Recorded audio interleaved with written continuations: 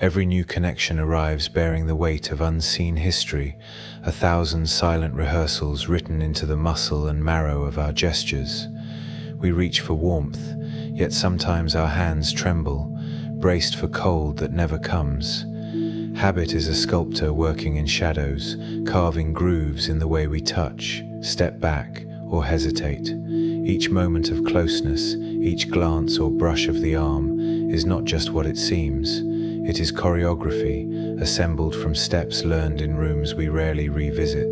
The past is not only an echo, it is a living architect, quietly dictating how near we dare to stand. Imagine for a moment that you are walking through a vast estate at dusk. The corridors stretch ahead, lined with portraits whose eyes seem to follow you, recording every flinch and every moment you let your guard fall. Some doors are half open, spilling golden laughter into the hall. Others are closed so tightly that even your shadow seems reluctant to slip beneath them. The hush is not empty. It is thick with the residue of old dances. 2 steps forward, 1 step back, replayed in the rhythm of how you love and retreat. There is a sting when you catch yourself flinching before kindness, a reflex born not of the present, but from rooms you once hurried through, clutching your edges close. It is an old reflex, the body's answer to wounds that still throb in memory's dark corners. In this way, the present is never clean. It is smudged by the fingerprints of what came before.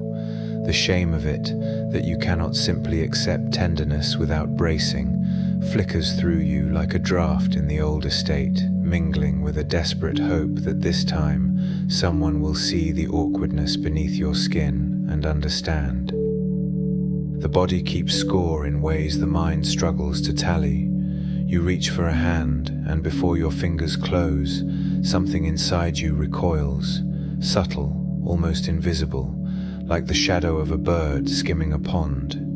This is the choreography of protection, inscribed before you learned the names for fear or trust. Our defenses are scaffolding, woven from the blueprint of survival, inherited and improvised, always slightly out of date for the structures we now inhabit. The ache is not simply for comfort, but for the chance to meet another without the filter of old alarms. We often imagine that new love will erase old patterns, as if fresh paint could hide the cracks in a wall.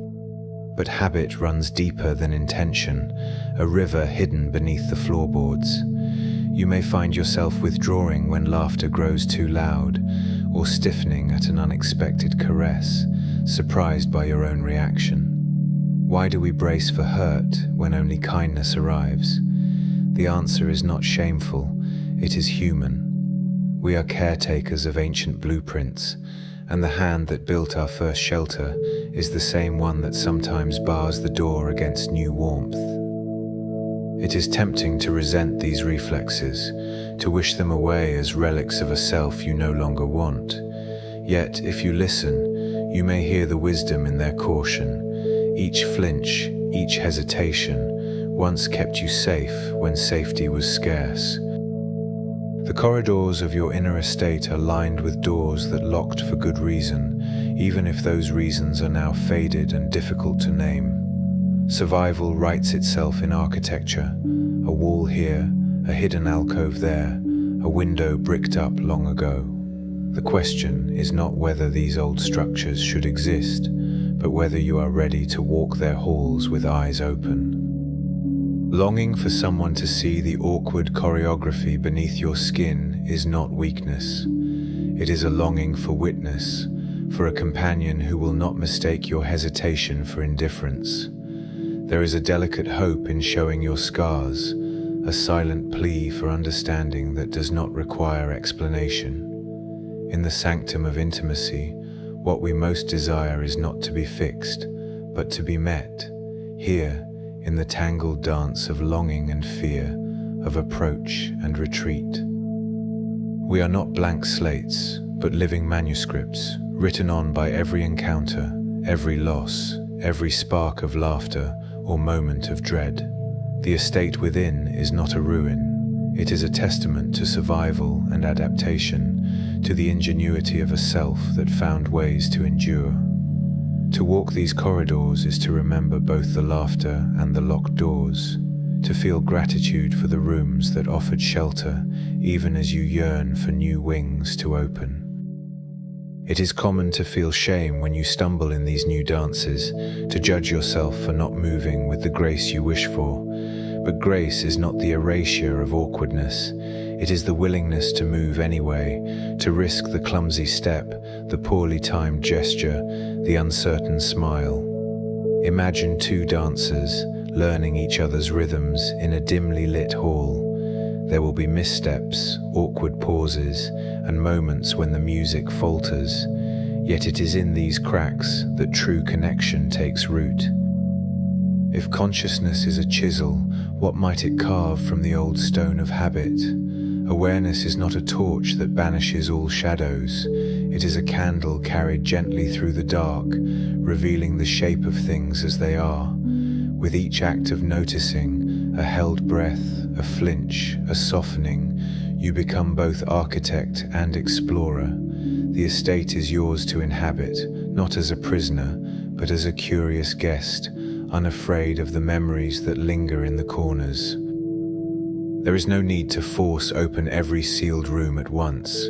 Patience is the key that fits the locks best. Some doors will yield with a whisper, others with a sigh. Sometimes, simply standing before a closed door, hand resting gently on the wood, is enough for today.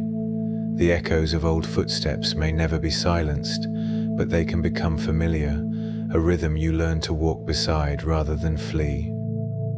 The heart is not a fortress to be stormed, nor a puzzle to be solved in haste. It is a garden growing among ruins, wildflowers pushing through cracks in the stone.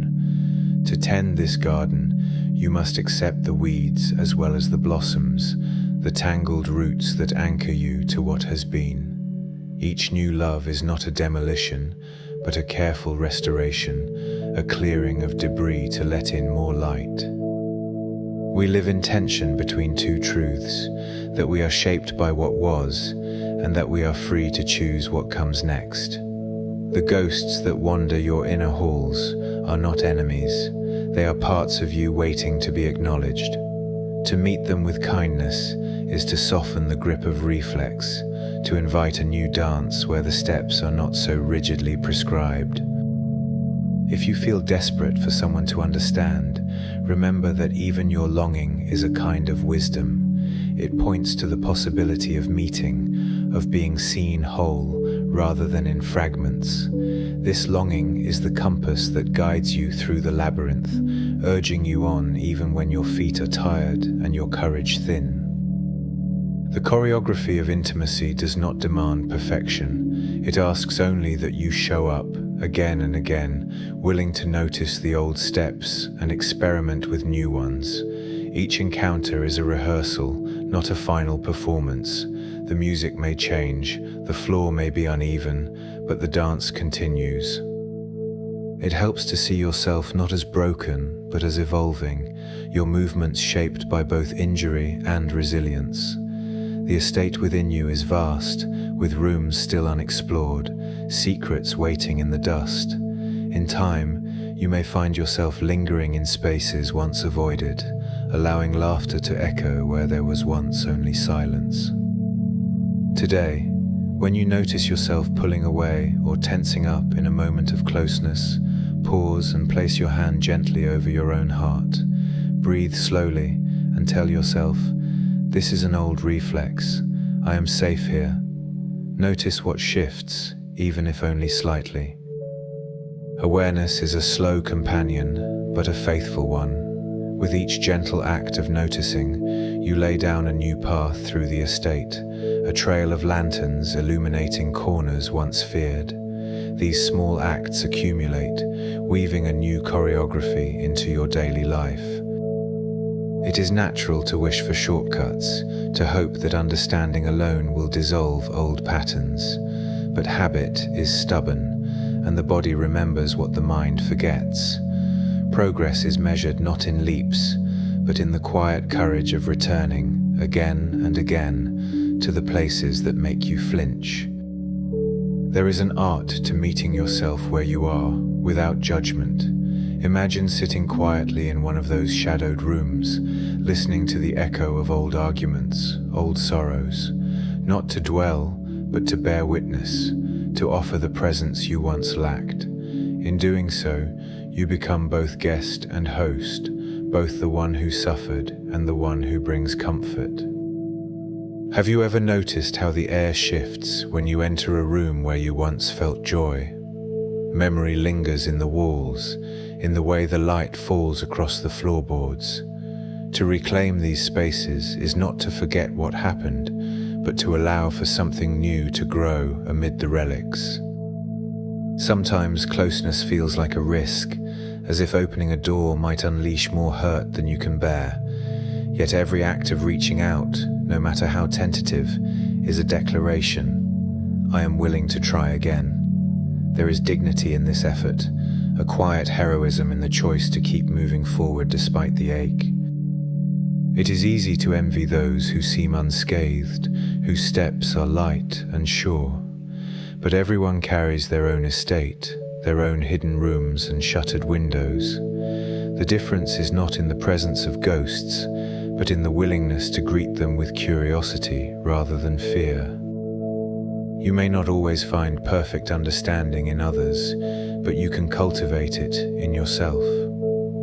Self-compassion is the oil that quiets the hinges, the warmth that seeps into cold corners.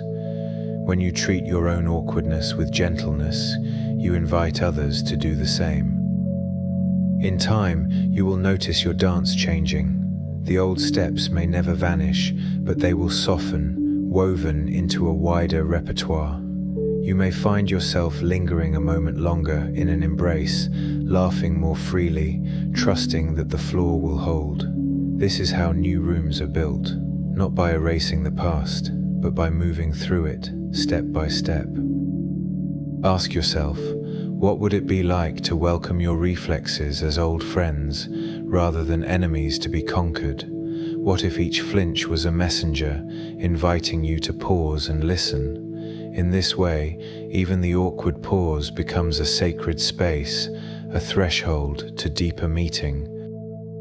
The estate of the self is never finished. There will always be new corridors to explore, new portraits hung on the walls, new laughter drifting through open doors. Intimacy is not a destination, but a way of walking, a willingness to keep moving through the labyrinth with hope. Some days, the hallways feel endless, the doors too heavy to budge. On those days, rest is enough. Sit with your back against the cool stone, feeling the thrum of life in the walls. Even in stillness, you are part of the dance. If you listen closely, you will hear the rhythm of your own footsteps echoing through the labyrinth. This is the sound of survival evolving into belonging, of old blueprints yielding to new architecture. In that echo, shame and hope mingle, not as enemies, but as twin guides leading you home. Thank you for watching and for walking this path alongside me. If you'd like to support the channel, please like and subscribe. For high-resolution art, music, and full transcripts, consider joining me on Patreon. Until then, carry these reflections gently with you, and I hope to see you again in the next video.